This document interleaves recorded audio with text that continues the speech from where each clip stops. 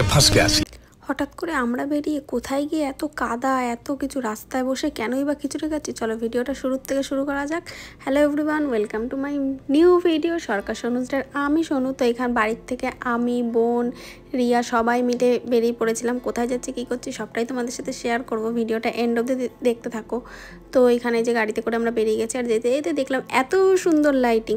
দুর্গাপুজো চলে গেছে, সেই দুঃখে তো মন ভীষণই খারাপ। তারপরে তাতে কী হয়েছে, আমাদের মা লক্ষ্মী তো আছে। তো আমাদের এখানে দরাবপুরে প্রচণ্ড ভালো লক্ষ্মী পুজো হয়। আমি প্রথমবারই গেলাম, তো ভীষণ ভালো। কিন্তু প্রবলেম ওই একটাই, বৃষ্টির জন্য চারি সাইডে প্যান্ডেলগুলোর বাইরে মাঠে সব জায়গায় এত কাদা হয়েছে মানে লোকজন তো স্কিপই করে যাচ্ছিল প্যান্ডেলগুলো ঢুকতে। কিন্তু আমরা তো থামবো না, আমরা তো ঠিকই যাব।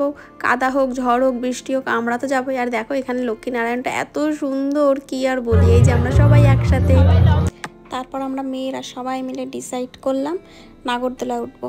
আর এখানে আমি আর রিয়া দাঁড়িয়ে কী যে হাসাহাসি করছিলাম। সে যাই হোক, আমাকে খুব সুন্দর লাগছিলো। আমি এখন ভিডিওটা দেখে ভাবছি যে হ্যাঁ, আমায় তো সুন্দর লাগছিলো। তাতে কি হয়েছে, চশমা ছাড়া আমি কিছু দেখতে পাই না।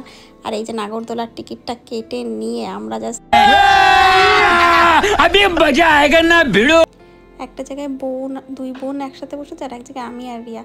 আমরা দুজন তো তাও ঠিক আছে। দাঁড়াও, সোনালির মানে রিয়াকশনটা তোমরা জাস্ট দেখো।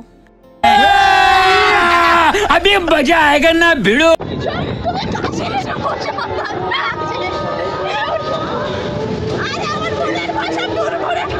বিমান দুর্ঘটনা বল কি গান গাইছে, যে সকল মানুষ জোরে করায় না বলে এসো মা লক্ষ্মী, জোরে লক্ষ্মী ঠাকুরের গান গায়।